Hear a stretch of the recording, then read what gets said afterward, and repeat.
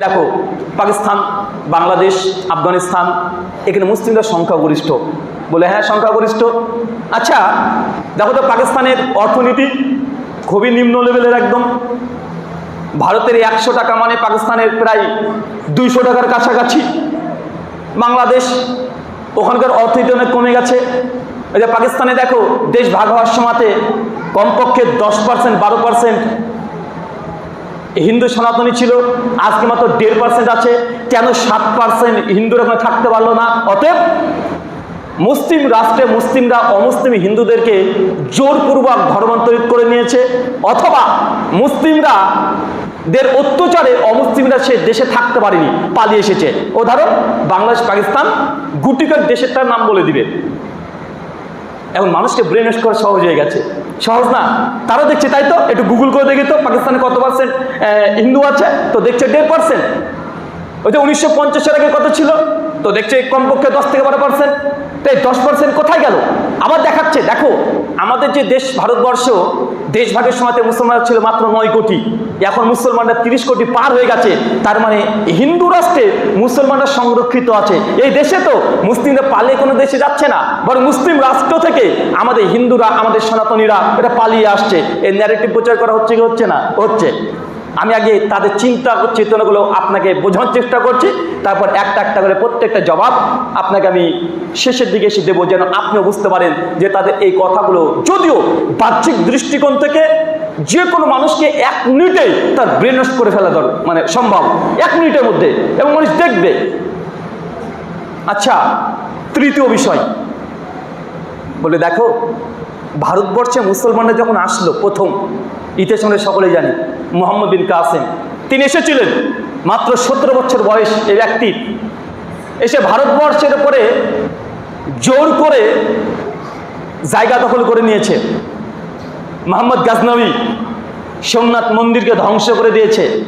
কোটি কোটি টাকার সোনা গহনা তারা চুরি করে নিয়ে চলে গেছে।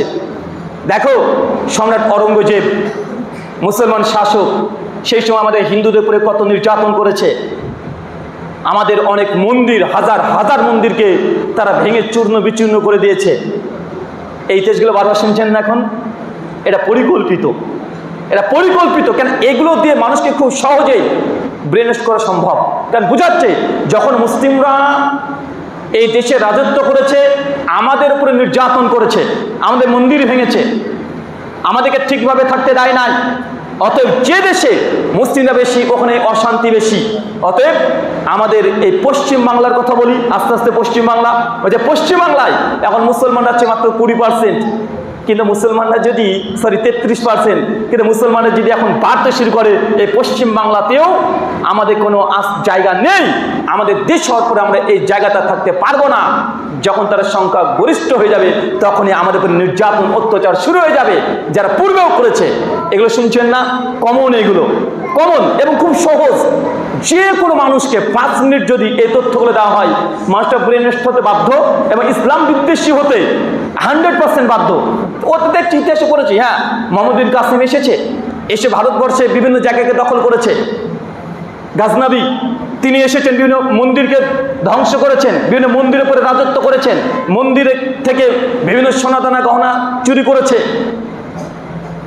এখন এগুলো যদি কোনো অমুসলিম শুনে, ভাই বলেন তো আপনার প্রতি বা আমার ধর্মের প্রতি তার কোনো ভালোবাসার জায়গা থাকবে?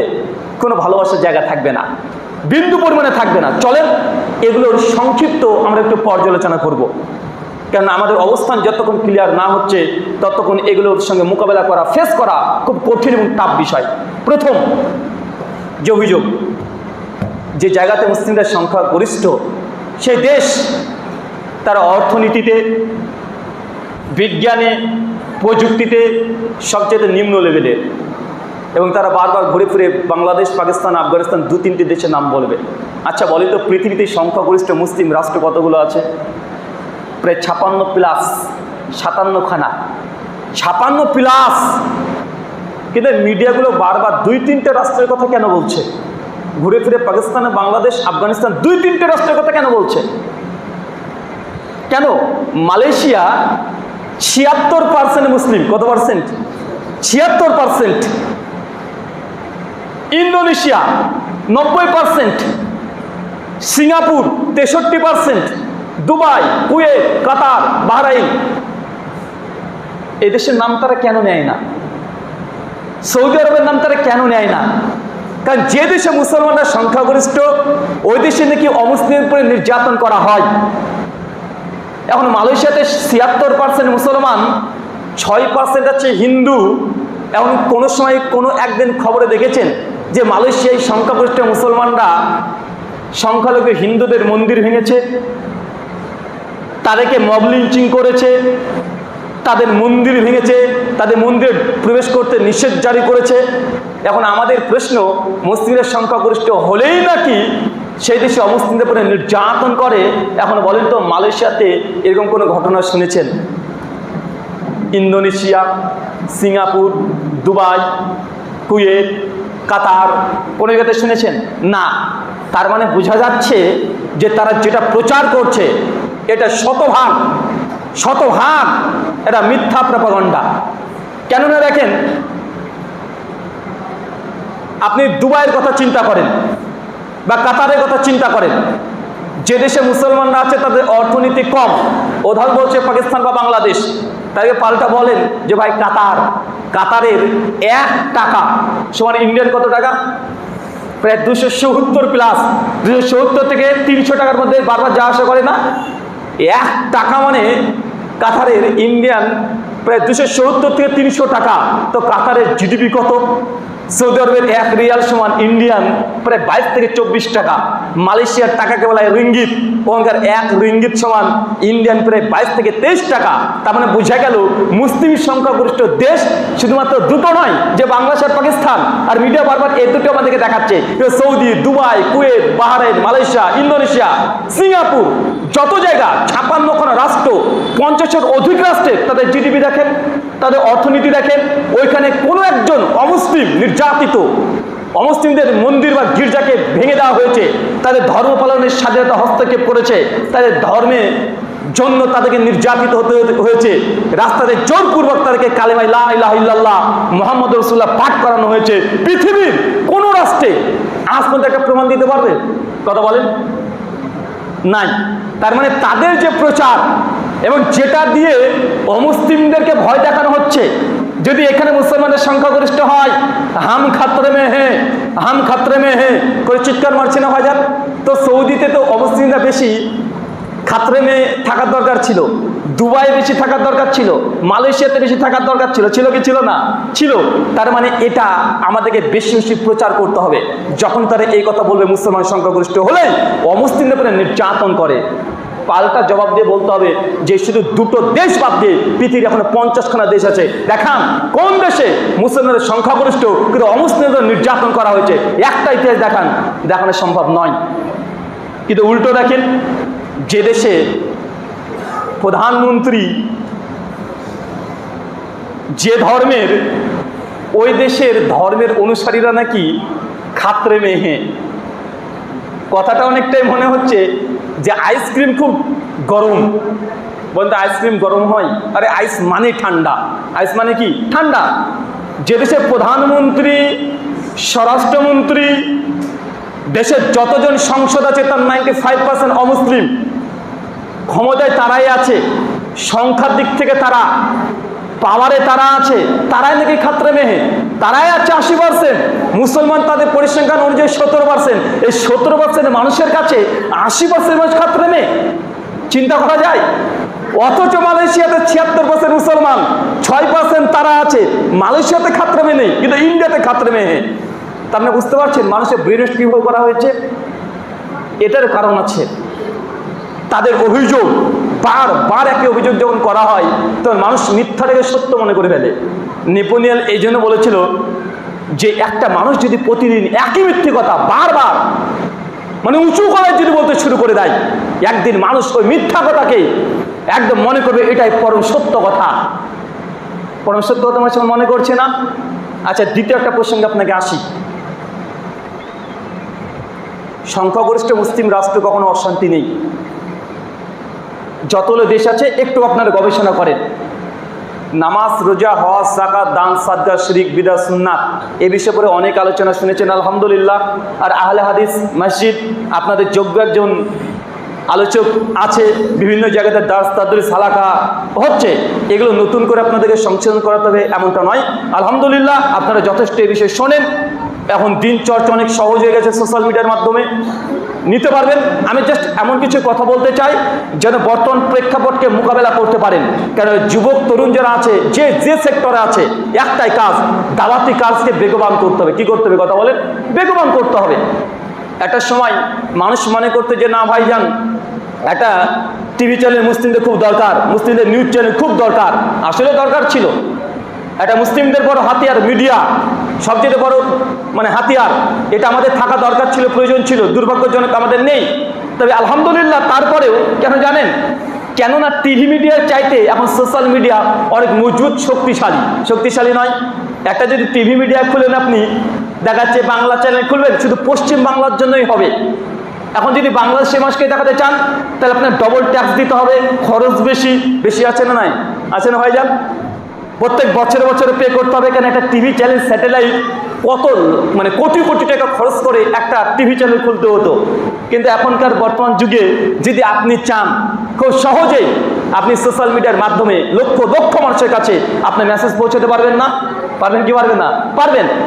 ইউটিউব এর তো আবার কোনো টাকা পয়সা লাগে নাকি? এই চ্যানেল খুলতে টাকা পয়সা লাগে? কথা বলেন, টাকা পয়সা লাগে? এর জন্য কোনো সরকারি পারমিশন লাগে?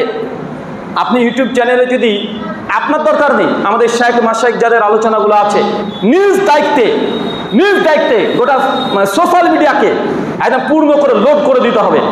প্রত্যেক প্রশ্ন শাইখ মাশাইখ যেগুলো প্রশ্নের উত্তর দিচ্ছে, ছোট ছোট করে ওই নাম দিয়ে প্রশ্ন উত্তরগুলো যখন দেবেন, যখন অমুসলিমরা সার্চ করবে কোনো বিষয় যে জিহাদ লিখলে, যেন আগে আলেম ওলেমার ভিডিওগুলো বেশি চলে আসে। কথা বুঝতে পারলেন? কেন আপনি এখানে বসে আমরা আলোচনা করছি, কিন্তু আমাদের এই আলোচনা গোটা বিশ্বের মানুষ শুনতে পাবে কি পাবে না? গোটা বিশ্বে, দুবাই হোক, কুয়েত হোক, কাতার হোক, এর কোনো বর্ডার নেই। তাই সোশ্যাল মিডিয়া বর্তমান যুগে সবচাইতে বড় মাধ্যম দাওয়াতি কার্যক্রম করার জন্য। এত বড় আয়োজন, দেন 500 মানুষ এখানে আছেন, কিন্তু এই আলোচনা, এই যে 10টা ক্যামেরাতে আছে, কমপক্ষে প্রত্যেক যদি সোশ্যাল মিডিয়ার 1 লক্ষ করে যদি মানুষ দেখে, 10 লক্ষ মানুষের কাছে পৌঁছাবে কি পৌঁছাবে না? পৌঁছাবে। তাই নিজ দায়িত্বে আপনি যদি নাও পারেন, শাইখ মাশাইখ আলেম ওলামাদের যেসব আলোচনা আছে বিভিন্ন সোশ্যাল মিডিয়া প্ল্যাটফর্মে ছড়িয়ে দেন। যারা ইসলামের আলোচনা করছে, ওখানে আপনাকে গিয়ে পাল্টা গালি দেওয়ার প্রয়োজন নেই। পাল্টা গিয়ে ওখানে একজন শাইখ মাশাইখের আলোচনা ভিডিও লিঙ্ক দিয়ে দেন ওই বিষয়ে। ইনশাল্লাহ আস্তে আস্তে ধীরে ধীরে আমাদের কাজ এগোতে থাকবে। আল্লাহ সুবহানাহু ওয়া তাআলা তুমি কবুল করে সকলে বলি আমিন। সম্মানিত শুধু আমাদের অবস্থান দ্বিতীয়, যে ন্যারেটিভ দিয়ে আমাদের অমুসলিম ভাইদেরকে তারা বিগড়ানোর চেষ্টা করছে, কোনটা? যে মুসলমানরা এসে আমাদের মন্দির ভেঙেছে। এই যে বাবরি মসজিদ, আরে বাবরি মসজিদ তো বাবরি মসজিদ না, এটা তো রামের জন্মভূমি ছিল। মুসলমানরা জোর করে ভেঙে দিয়ে মসজিদ তৈরি করেছে। এখন আমরা আমাদের মন্দিরের উপরেই মন্দির তৈরি করছি। এই কথা বলে মানুষকে সহজে বুঝিয়ে দিচ্ছে, আরে আমরা তো মসজিদ ভাঙিনি, আমাদের মন্দির ভেঙে তো মসজিদ তৈরি করেছে। এই জন্য আমরা কেসে জিতে গেছি, এটা প্রমাণ হয়ে গেছে রাম জন্মভূমি। এখন আমরা তার জন্য রাম জন্মভূমি তৈরি করলাম, এখন আমাদেরও কিছু বলার থাকছে না। অনেক মানুষ বলছে ঠিকই আছে, তোমরা কেন মন্দির ভেঙে মসজিদ তৈরি করেছিলে, এমন বলা হচ্ছে কি হচ্ছে না। এবং সম্রাট অরঙ্গজেবের ইতিহাস যদি পড়েন, সত্যিই দেখা যায় যে অরঙ্গজেব অনেকগুলো মন্দিরকে ভেঙেছে। কিন্তু আপনি এই জায়গাতে অনেকে মিস করে ফেলে, কি জানেন? আমি কয়েকটা রিপোর্ট আপনাদেরকে দেখাবো। পুরীতে জগন্নাথ ধাম মন্দিরের নাম শুনেছেন? দীঘাতে জগন্নাথ ধাম মন্দির খুললো না কিছুদিন আগে? কোটি কোটি টাকা খরচ করে, প্রায় কোটি কোটি টাকা খরচ করে, কোটি টাকা খরচ করে জগন্নাথ ধাম মন্দির তৈরি করলো। আসল জগন্নাথ ধাম মন্দির হচ্ছে পুরীতে। কোথায়? পুরীতে।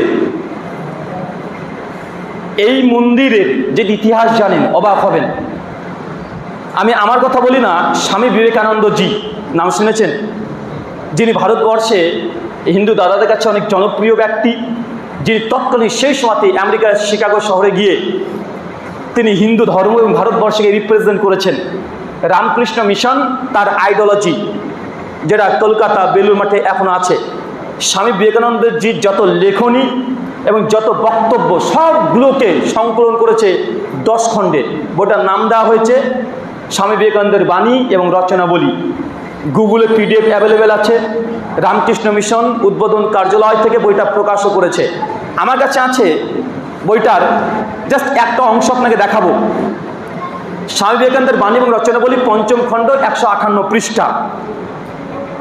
এখানে স্বামীজি কি বলছে দেখেন। তিনি বলছেন, মানে অনেক প্রশ্নের উত্তর দিকে বলছেন, স্বামীজি বলছেন, যাহারা ভারতের ইতিহাস কিছুমাত্র জানেন তাহাদের নিকটে পূর্বোক্ত বিবৃতি দ্বারা প্রমাণিত হয় যে পুস্তকখানি আগাগোড়া প্রতারণা। মানে একটা বইয়ের তিনি জবাব লিখছেন। এরপর দ্বিতীয় কলামে কি বলছেন দেখেন, কারণ জগন্নাথ মন্দির একটি প্রাচীন বৌদ্ধ মন্দির। আমরা এটিকে অন্যান্য বৌদ্ধ মন্দিরকে হিন্দু মন্দির করিয়া লইয়াছি। এটা বুঝতে পারলেন না? না, পুরীতে যেটা জগন্নাথ মন্দির, এটা আসলে মন্দির কোনোদিনই ছিল না। এটা ছিল বৌদ্ধদের ধাম। বৌদ্ধদের কি? এটা বৌদ্ধ মন্দির ছিল। পুরীর যে জগন্নাথ মন্দির, এটা হিন্দুরা খোঁজকে, সেখানে শ্রীকৃষ্ণের ভক্ত যারা আছে তারা পূজা অর্চনা করছেন, হিন্দুদের তত্ত্বাবধানে আছে। এটা কোনোদিনই হিন্দুদের মন্দির ছিল না। স্বামীজি বলছেন যে এই মন্দির মূলত বৌদ্ধদের মন্দির। সেই সময়কার ব্রাহ্মণরা জোরপূর্বক বৌদ্ধদের কাছ থেকে ছিনিয়ে নিয়ে এখানে হিন্দু মন্দির বানিয়েছে। যদি একটা মন্দির নয়, স্বামীজি বলছে এরকম হাজার হাজার মন্দিরকে, বৌদ্ধদের মন্দিরকে হিন্দুরা জবরদখল করে নিয়েছে। কথা কি বুঝতে পারছেন আমার? এখন যারা বলছে যে বাবরি মসজিদের আগে রাম জন্ম হয়েছিল, মুসলমানরা জোর করে বাবরি মসজিদ বানিয়েছে, অতএব আমাদের মন্দির আমাদেরকে ফিরিয়ে দেওয়া হোক, কারণ আমাদের জিনিস। এখন বৌদ্ধরা যদি এই দাবি করে যে আমাদের বৌদ্ধ মন্দির, পুরীর যে মন্দির জগন্নাথ ধাম, ওটা তো আমাদের, তা আমাদের জিনিস আমাদেরকে ফিরিয়ে দেন। এখন দেখা যাক কতটা তারা নিরপেক্ষ, তারা এখানে মানতে চায় কি চায় না? জি না, এখানে তারা মানতে চাইবে না, নারাজ। এবং আপনাকে এই কথা আমি নিজের দায়িত্ব নিয়ে বলি, আমাদের ইন্ডিয়াতে মন্দির ধ্বংসের ইতিহাস, কারণ আমি যেহেতু ইতিহাস নিয়ে পড়াশোনা করেছি, আমার ইতিহাসের উপরে অনার্স, এবং এই বিষয়টা নিয়ে আমি দীর্ঘদিন ধরে গবেষণা করছিলাম যে কী ব্যাপার, আসলেই মুসলিম শাসকরা মন্দির কেন ধ্বংস করলো, কেন ধ্বংস করলো? কেন হাদিসে মুসান্নাফ আব্দুর রাজ্জাককে সহিহ সনদে প্রমাণিত যে শত্রুপক্ষের যুদ্ধের ময়দানেও মন্দির ভাঙা যাবে না, গির্জা ভাঙা যাবে না। হানাফি, শাফি, মালিকি, হাম্বলি, আহলাদি সবাই একমত। তারপরেও অরঙ্গজেবের মতো শাসক কেন মন্দির ভাঙলো? কেন মোহাম্মদ গজনবীর মতো ব্যক্তিত্ব, সিয়ার আলম নিওয়ালার মধ্যে মোহাম্মদ গজনবী প্রসঙ্গে লম্বা চড়া একটা আলোচনা আছে যে তিনি হাদিসের অনুসারী ছিলেন, অনেকে থেকে আহলুল হাদিস এই মানহাজের মধ্যে তাকে নিয়েছে।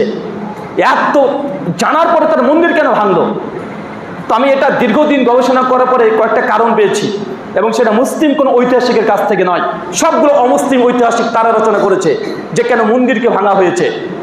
আমরা আসলে ইতিহাস দেখি কখন জানেন? ভারতবর্ষে মুসলমানরা আসার পরের ইতিহাস আপনি পড়ছেন, এই জন্য এর উত্তর সারা জীবন পাবেন না। কেউ যদি মুসলমানদের আসার পরের ইতিহাস পরে ভারতের জিন্দেগিতে মুসলিম শাসকরা কেন যে মন্দির ভেঙেছে, কেন তারা মানে ভারতবর্ষকে আক্রমণ করলো, কেন আক্রমণ করলো, এর উত্তর জিন্দেগিতে পাবেন না। কখন যেতে হবে? মুসলমানরা ভারতের প্রবেশের আগেকার ইতিহাস পড়তে হবে।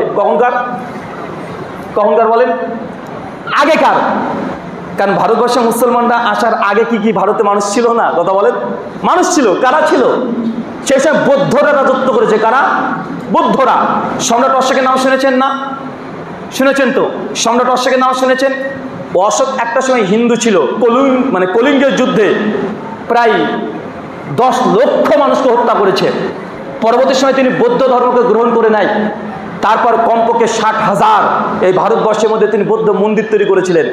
এখন সম্রাট অশোকের সঙ্গে লড়াই চলছিল শশাঙ্ক ছিল পাক্কা বৌদ্ধ বিদ্বেষী। আর সেই সময় থেকে মন্দির ধ্বংস করা এই প্রচলন শুরু হয়ে যায়। হিন্দুদের একটা ধর্মগ্রন্থ আছে, নাম হচ্ছে বৃহৎ সংহিতা।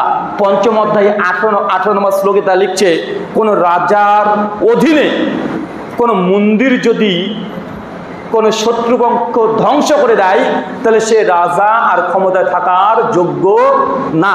এটা হিন্দুদের, সনাতনীদের, ভারতবর্ষের সেই সময় মানুষের মধ্যে ছিল যে একজন রাজা রাজত্ব করছে, ওই রাজার অধীনে যে মন্দির থাকে কি থাকে না, প্রত্যেক রাজা দেখবেন তার অধীনে একটা মন্দির থাকতো, আগেকার থাকতো।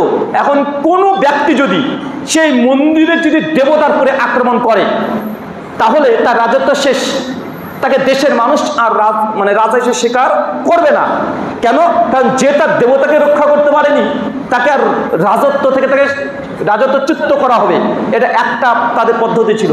আর 2 নম্বর পদ্ধতি ছিল, কোন রাজাকে যদি যুদ্ধে পরাস্ত করা হয় তাহলে সে রাজার অধীনে যে ধর্মালয় আছে সে ধর্মালয়কেও ধ্বংস করে দিবে। এটা ট্র্যাডিশন ছিল ভারতের। এটা কি ছিল? কথা বলেন, ট্র্যাডিশন ছিল। এই জন্য শশাঙ্ক বৌদ্ধদের সঙ্গে লড়াই করে বৌদ্ধরা যখন পরাস্ত হয়েছে, হারিয়ে দিয়েছে, বৌদ্ধ মন্দির ভেঙে ফেলেছে, নিজেদের দখলে করে নিয়েছে, যখন শুধু এটা বৌদ্ধ সঙ্গে হিন্দুদের লড়াই না, হিন্দুদের সঙ্গে হিন্দুদের লড়াই হয়েছে অনেক।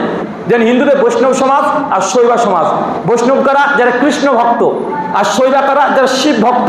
তো বৈষ্ণব এবং শৈবা এদের দুজনের মধ্যে লড়াই এটা আজ থেকে নাই, আদিকাল থেকে আছে, অনেক প্রাচীন থেকে। তো বৌদ্ধদের যখন এই কৃষ্ণ ভক্তের সঙ্গে শিব ভক্তদের লড়াই হতো, শিব ভক্তরা যদি হেরে যেত, কৃষ্ণ ভক্তরা শিব মন্দিরকে দখল করে নিয়ে ওখানে কৃষ্ণের মন্দির করে নিত। এটা আজকের ইতিহাস না, এটা একদম পরম্পরা ইতিহাস চলে আসছে। এটা প্রথম থেকে আমাদের ইন্ডিয়ান ট্র্যাডিশন। যখন ভারতবর্ষে মুসলমানরা এসেছিল, মুসলমানরা ঠিক এই ট্র্যাডিশন, তাদের ট্র্যাডিশনকেই তারা কাজে লাগিয়েছে। এমনকি অনেক হিন্দু রাজা সেই সময়তে অনেক মুসলমানের, শিবাজী মহারাজের নাম শুনেছেন? ভারতবর্ষ থেকে নায়ক মনে করা হয়। শিবাজী মহারাজ অনেক মুসলমানের মসজিদকে সেই সময় দখল করে নিয়েছে। কেন? কারণ মুসলমান বাদশাহ তাকে পরাস্ত করে দিয়েছে, তাদের মসজিদ যত তার দখলে ছিল, রাজত্ব ছিল, সবগুলো নিয়ে নিয়েছে। তো এটা হিন্দুরা যেমন বৌদ্ধদের দখল করেছে, বৌদ্ধরা হিন্দুদের মন্দির দখল করেছে, মুসলমানদের হিন্দুরা দখল করে নিয়েছে, আবার বৈষ্ণবরা শৈবাদের দখল করেছে, শৈবাদের বৈষ্ণবরা দখল করেছে। এই ইতিহাস যদি পড়তে হয়, ভারতবর্ষে মুসলমানরা আসার আগেকার ইতিহাস পড়েন, 1000 খ্রিস্টাব্দের আগের ইতিহাস পড়েন, তাহলে এর উত্তর সবগুলো পেয়ে যাবেন। যে ভারতের প্রেক্ষাপট কি ছিল, রাজনৈতিক প্রেক্ষাপট কি ছিল, ধর্মীয় প্রেক্ষাপট কি ছিল। ভারতবর্ষের আদি যারা নিবাসী তা হচ্ছে দ্রাবিড়। কারা বলেন তো ভাইজান? দ্রাবিড়। এই নামগুলো আপনার কাছে জটিল মনে হচ্ছে না? এবং বিষয় থেকে একটু আলাদা দিকে চলে গেছি। আমি শুধু প্রেক্ষাপট বোঝানোর চেষ্টা করছি যে আমাদেরকে, মুসলিমকে জঙ্গি প্রমাণ করার জন্য যে যে হাতিয়ারগুলো তারা ব্যবহার করছে, এগুলো যদি একটু গবেষণায় যদি ডুব দেন, একটু যদি চর্চা করেন, আপনি অটোমেটিক জবাব দিতে পারবেন। আল্লাহ সুবহানাহু ওয়া তাআলা আমাদেরকে কথাগুলো বোঝার তৌফিক দান করো, সেটা পড়ি আমিন। সম্মানিত শুধু আপনাদের এই কয়েকটা কথা বলার উদ্দেশ্য এটা, আমরা যারা জেনারেল শিক্ষিত আছি, কমপক্ষে ভারতবর্ষে আমাদের যে ইতিহাস, এটা যত সামান্য হলেও আপনাকে জানতে হবে বর্তমান প্রেক্ষাপটে। এবং আমাদের প্রতি যতগুলো অভিযোগ আসছে সবগুলো আমরা অপরাধ করছি বলে আমাদেরকে দায়ী করা হচ্ছে না, বরং আমাদের বাপদাদাদেরকে টেনে নিয়ে এসে অভিযোগ করা হচ্ছে কি হচ্ছে না? কিছু আগে বলছেন না, যখনই সমস্যা অরঙ্গজেবের চামড়া গুটিয়ে দেবো আমরা, ভারতবর্ষে মুসলমানরা থাকার সময় আমাদের উপরে নির্যাতন করেছে। তাহলে আমাদের এই যে ইতিহাস ভিত্তিক আমাদেরকে মজলুম করা হচ্ছে না? এখন আপনার যদি এইগুলো জানায় থাকে, আপনি চট করে তাদের সঙ্গে যখন কথা বলবেন, কথা বলে তাদের মুখটাকে বন্ধ করা সম্ভব নয়? অবশ্যই সম্ভব। এর জন্য আমাদেরকে অন্তত আমাদের এই দেশে 800 বছর আমরাই ক্ষমতায় ছিলাম, আমরা রাজত্ব করেছি, তাই আমাদের ইতিহাস এটা জানা আমাদেরও অলঙ্ঘনীয় দায়িত্ব। আল্লাহ সুবহানাহু ওয়া তাআলা আমাদেরকে যত সামান্য হলেও এই ইতিহাস, মুসলিম ইতিহাস, ভারত মহাদেশের, উপমহাদেশের, বড় সাগিরের ইতিহাস জানা তৌফিক দান করে, সেটা পড়ি আমিন। সম্মানিত সুধী, শেষ একটা কথা, তারপরে শেখ ফেজি সাহেব তিনি প্রশ্নোত্তর করবেন। সামনে কোরবানির চলে আসছে, এই বিষয়ে আপনাদের অনেক জিজ্ঞাসা আছে, তাই আপনাদের আগ্রহের কারণে শেখ প্রশ্নোত্তর দিতে তিনি রাজি হয়েছেন। তাই তিনি প্রশ্নোত্তর দেবেন একদম আজান পর্যন্ত। আজান কয়টার সময় হবে? 8টার সময়তে। আজান 8টার সময়তে হবে। আচ্ছা দেখেন, যখন আমাদেরকে বলছে যে মুসলিমরা দ্বারা আমরা নির্যাতিত, মুসলিমের সংখ্যাগরিষ্ঠ হলেই আমাদেরকে নির্যাতন করা হয়, আমি কয়েকটা রিপোর্ট পেশ করব। কয়েকটা রিপোর্টের মধ্যে শুধু এটা দেখাবো যে আসলে মুসলিমের সংখ্যাগরিষ্ঠ যেই সব দেশগুলোতে, ওই সব দেশগুলো শান্তিতে আছে না অশান্তিতে আছে বলেন তো? সৌদি, কুয়েত, কাতার, দুবাই, মালয়েশিয়া সবগুলোর নাম বলে দেখে। ওরা বাংলাদেশ আর পাকিস্তানের কথা বলে আপনার 50টা নাম বলে দেন।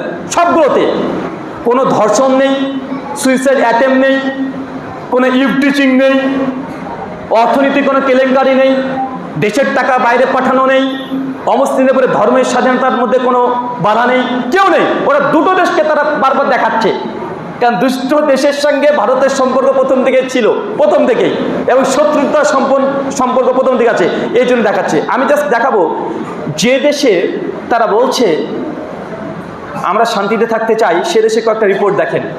আমি সরাসরি রিপোর্টগুলো দেখাচ্ছি, প্রত্যেকটা রিপোর্ট পেপারের নাম বলবো, পাশাপাশি কয় তারিখে ছাপেছে সেটাও বলবো। শুধু দেখেন, মুসলিমদের সংখ্যাগরিষ্ঠ হলেই কি অমুসলিমদের নির্যাতন করে? না, যারা সংখ্যাগরিষ্ঠ তাদের কাছেই তাদের ধর্মের অনুসারীরা নিরাপদ না। Report 1, the Indian express report করছে 2001 সালের রিপোর্ট, এটা 8 মার্চ 2015। কি বলছে? দলিত নারীদের ধর্ষণ বাড়ছে ভারতে 500%। চিন্তা করতে পারছেন? ইন্ডিয়ান এক্সপ্রেস 500% ধর্ষণ ইন্ডিয়াতে বাড়ছে উচ্চ বর্ণের হিন্দুর দ্বারা নিম্ন বর্ণের হিন্দুদের উপরে। এখন বলেন তো, তাদের ধর্মের অনুসারীরা তাদের কাছে নিরাপদ না। আমাদের মুসলিমদের কথা বাদ দেন, নিজ ধর্মের কাছে শুধু উঁচু বর্ণ তারা, আর তারা নিচু বর্ণ, নিরাপদ না। দ্বিতীয় রিপোর্ট, লেখাপড়া পাওয়ার জন্য দলিত মেয়েকে পুড়িয়ে হত্যা, মেল অনলাইন 5 মার্চ 2015। দলিত মানে নিচু বর্ণের মেয়েরা পড়তে চায়, স্কুলে পড়তে চায়, এই জন্য আন্দোলন করেছিল। উচ্চ বর্ণের হিন্দুরা হত্যা করেছে। 3, the Times of India report 9/11/2016। ক্ষমতায় আসার পরে, আগে নয় কিন্তু, তাদের নেতা ক্ষমতায় আসার পরেই, আগে নয়, 2014-তে ক্ষমতায় এসেছে, 14-র পরের ঘটনা বলছি। দ্য টাইমস অফ ইন্ডিয়া কি বলছে? ময়দা স্পর্শ করে অশুদ্ধ হওয়ার দাবিতে উচ্চ বর্ণের হিন্দু কর্তৃক দলিত বর্ণের ব্যক্তির শিরোচ্ছেদ।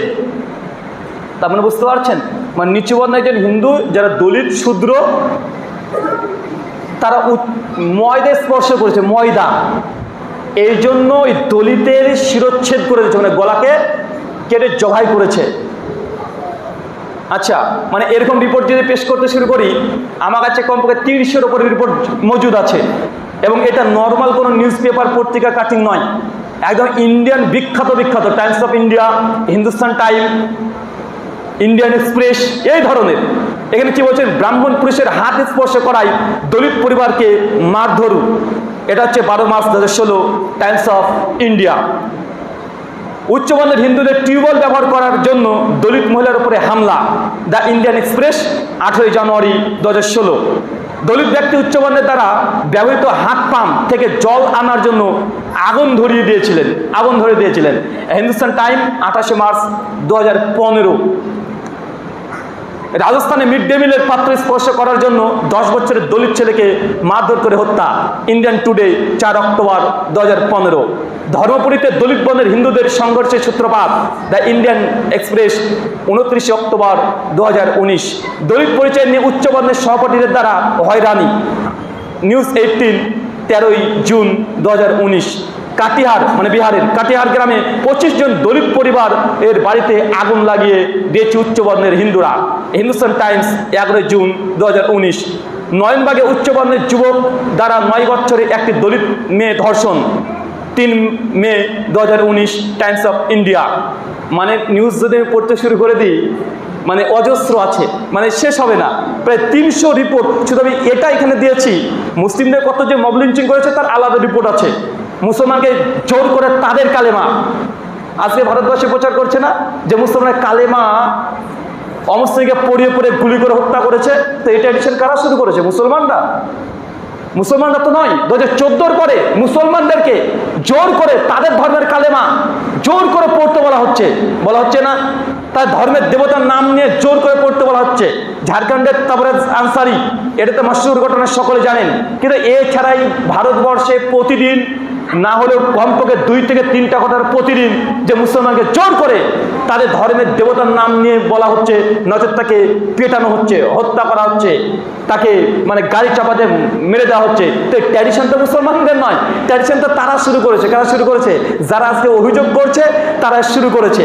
তো আমি এই রিপোর্টগুলো দেখালাম যে যেই দেশে, আমাদের এই দেশে দলিত শ্রেণী তারাও তাদের ধর্মেরই জাতপাতের কারণে আজকের দিনও বিভিন্ন জায়গাতে নির্যাতিত, মন্দিরে উঠতে দেয় না।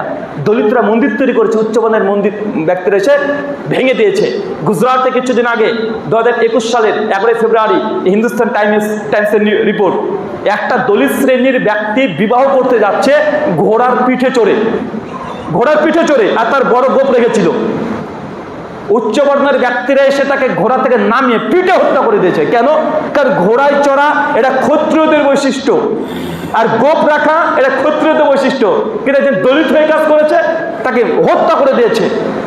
ইন্ডিয়ান অনেক মন্দিরে এখনো দলিতদেরকে উঠতে দেওয়া হয় না।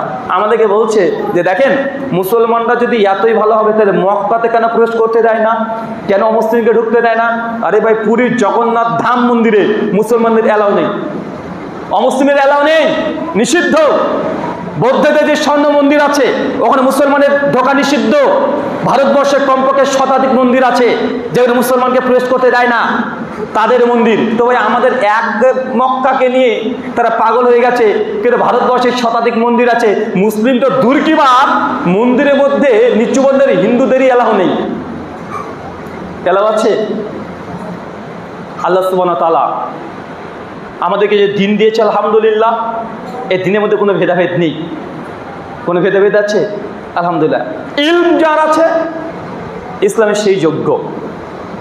আমরা এখানে হাজার হাজার মানুষ এসেছি, এখন এত মানুষ, আমার অনেক নাম যশ আছে, কিন্তু আপনার এলাকায় যদি একটা হাফেজে কোরআন থাকে, ওর বাপ যদি ফকিরও হয়, ছেলেটার যদি জামাত যদি নোংরাও থাকে, নোংরাও তো নাপাক নয়, নোংরাও যদি থাকে, এখন ওই কোরআনের হাফেজ ছোট্ট একটা ছেলে যদি থাকে, 10-12 বছর 15 বছরের ছেলে, ভাই বলেন তো নামাজটা কে পড়াবে? দেখেন, ডাক্তার জাকির নাকি চলে আসলো আপনার মসজিদে, গোটা বিশ্বব্যাপী তার নাম যশ খ্যাতি আছে, লক্ষ মানুষ তাকে যে কালেমা পড়ে মুসলিম ইসলাম ধর্ম গ্রহণ করেছে, লক্ষ মানুষ কোরআন সুন্নাহর আলোয় আলোকিত হয়েছে তার আলোচনা শ্রবণ করে শুনে। এখন ডক্টর নায়কও যদি চলে আসে, আর আপনাদের এলাকায় যদি 17 বছরের একজন যদি মানে ভ্যান চালক, রিক্সা চালক বা ওই মুচির কাজ করে, তারও বেটা যদি কোরআনের হাফেজ হয়, নামাজটা কে পড়াবে? হাফেজ পড়াবে। এটা হচ্ছে ইসলাম, এটা হচ্ছে ইসলাম। 1400 বছর আগে এই জাতপাতকে ধ্বংস করে দিয়েছে মুহাম্মদ সাল্লাল্লাহু আলাইহি ওয়াসাল্লাম। 1400 বছর আগে, যে না, মানুষের মধ্যে কোনো ভেদাভেদ নেই। যদি ভেদাভেদ থাকে, দুটোতে ভেদাভেদ। এক, তাকওয়া। কি কথা বলেন? তাকওয়া আর ইলম, এই দুটোর কারণে মানুষের যোগ্যতা, মানুষের মর্যাদা বৃদ্ধি পায়। তার মানে এই নয়, দুটো কারণে তাকওয়ার ভিত্তিতে আল্লাহর কাছে সে ব্যক্তি মহান হয়ে যায়, তাকওয়ার জিনিসটা সম্পূর্ণ গোপন। আর বাহ্যিক দিক থেকে যখন ইলম যখন আছে, সেই ইলমের ভিত্তিতে মানুষের মর্যাদাটা বেড়ে যায়। তাছাড়া ইসলামের যত রকমের এই অস্পৃশ্যবাদ, যত রকমের মানে ছোট বড় কালার রং, এখনো আমেরিকাতে চলে, কালো বর্ণের আর সাদা বর্ণের লড়াই মারামারি এখনো চলছে না ভাইজান? ইসলাম মানুষের মানবিক অধিকার দিয়েছে। কি দিয়েছে? মানুষ যে মানুষ, এই অধিকার ইসলামে সে প্রথম দিয়েছে, পৃথিবীতে কেউ দিয়েছিল না। কে কালো, কে সাদা, শ্বেতাঙ্গ আর মানে কৃষ্ণাঙ্গ নিয়ে আমেরিকাতে দীর্ঘদিন লড়াই হয়েছে। লাখ মানুষকে আমেরিকানরা হত্যা করেছে। মাত্র 50 বছর আগে মীমাংসা হয়েছে। এখনো ভারতবর্ষের মতো জায়গাতে এই মানে এই উঁচু নিচু বর্ণের আজকের দিনও চিন্তা করতে পারছেন? কিন্তু ইসলাম 1400 বছর আগে মানুষ এই যে অধিকার দিয়ে গোটা বিশ্বে শান্তি প্রতিষ্ঠা করেছে। আল্লাহ সুবহানাহু ওয়া তাআলা আমাদেরকে বেশি করে ইসলাম প্রসারের কাজে তুমি নিয়োজিত করে চলে পড়ি, আমিন। আর যেখান থেকে আছেন দাওয়াতি কার্যক্রম দুর্বার গতিতে প্রচার করেন। ওরা যত নেগেটিভ প্রচার করছে, আপনি পজিটিভ প্রচার করেন। ওরা কি বলছে এটা থেকে গুরুত্ব দেন না। হ্যাঁ, যখন তারা অভিযোগ করছে পাল্টা জবাব দেন, গালিগালাজ দিয়ে নয়। জেনে রাখবেন, আপনার সামনে যারা আছে এদের ব্রেনটাকে ওয়াশ করে ফেলেছে। এরা হচ্ছে এক ধরনের রুগী, এবং রুগীর সঙ্গে যদি আপনি জোর করে যদি অত্যাচার করতে যান, আপনার কাছে চিকিৎসা নিতে হবে, আসবে না। তাকে ভালোবেসে আদরকে বোঝাবেন, কেননা তাদের দোষ নেই, কারণ সমাজটাকে এইভাবে তৈরি করে ফেলেছে। তাই আমাদের আখলাক, আমাদের আদর্শ, আমাদের আচরণ, আমাদের ব্যবহার, আমাদের কথাবার্তা বলা, আমাদের যুক্তি, তথ্য, দলিল, প্রমাণ সব দিক দিয়ে নিজেকে আগে তৈরি করতে হবে। আল্লাহ সুবহানাহু ওয়া তাআলা এই ভারতবর্ষে যেমন মুসলমানরা ক্ষমতায় ছিল এবং সুখ শান্তিতে আমরা ছিলাম, আমাদের এই দেশকে তোমরা আবারও সগর্বের জন্য আমরা এই দেশে আবার বসবাস করতে পারি, তুমি সেই তৌফিক দান করো। সেটা পরে আমিন। শুকরান, জাযাকাল্লাহু খায়রান।